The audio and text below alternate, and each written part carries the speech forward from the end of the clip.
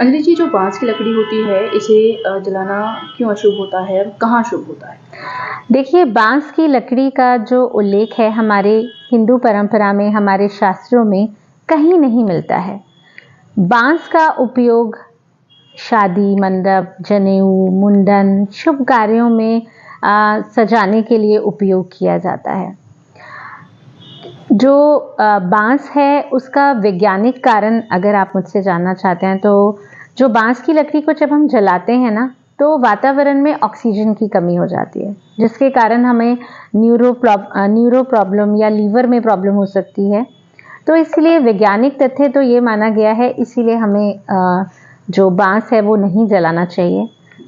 और अगर आप हमारी हिंदू परंपरा के अनुसार अगर जानना चाहते हैं कि हमें बाँस की लकड़ी क्यों नहीं जलानी चाहिए, तो बहुत सारे कारण हैं।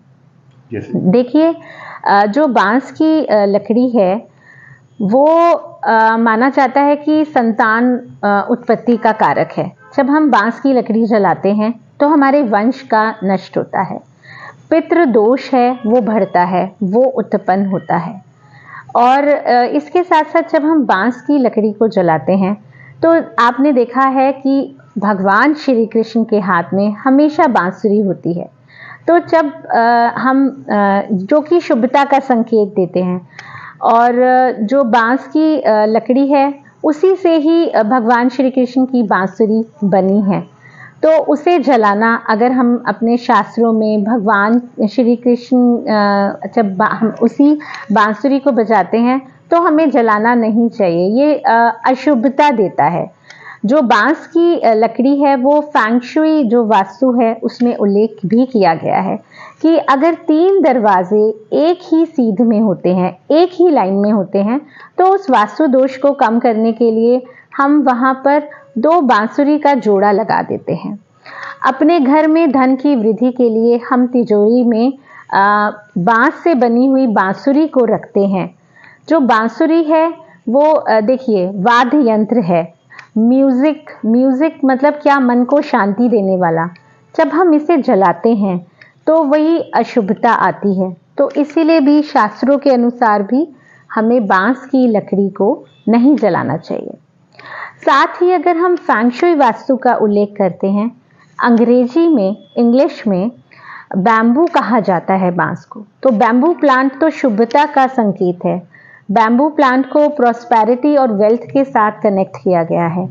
जब हम बैम्बू प्लांट अपने घर में रखते हैं तो वो कॉन्फिडेंस देता है। बैम्बू जो है, बांस मतलब स्थिर, एक तना हुआ मतलब लकड़ी का टुकड़ा, तो ये हमें कॉन्फिडेंस भी देता है। तो फेंग शुई वास्तु में तो इसको इतना शुभ माना गया है, अगर हम इसे जलाते हैं तो ये अशुभता का संकेत है। शास्त्री जी, अपने वेदों में आध्यात्मिक तौर पर माना गया है कि बांस की लकड़ी को जलाया नहीं करते।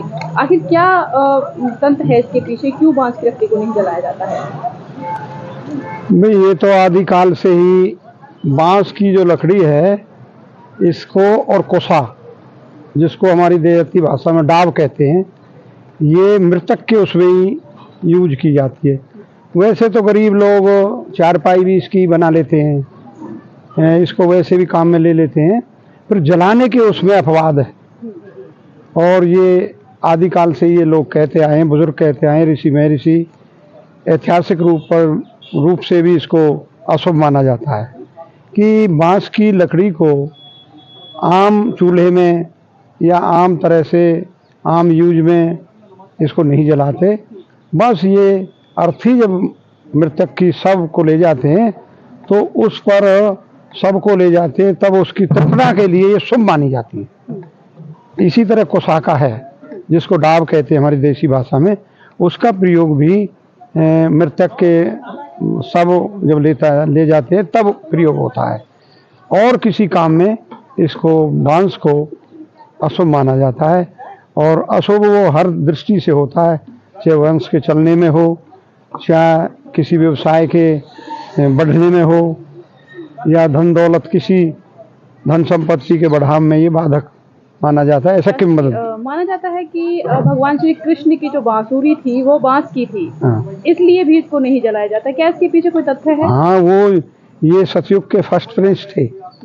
और उन्होंने जिस चीज़ को अपनाया है उसको उसके साथ में श्रेष्ठ माना जाता है। संगीत भी होता है, गाने भी होते हैं, तो होठ और बांसुरी का एक ऐसा बहुत ही चोली दामन का संबंध माना गया है और उसी आधार से बांसुरी को भी लोग बंसी जिसको कहते हैं उसको भी महत्व देते हैं और उसी धारणा से श्री कृष्ण के साथ उसको जोड़ते हैं।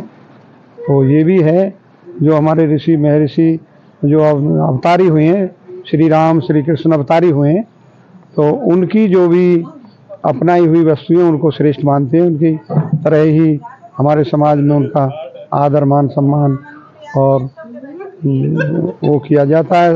हर दृष्टि से उसको एक नतमस्तक भी करते हैं और उसको श्रेष्ठ मानते हैं।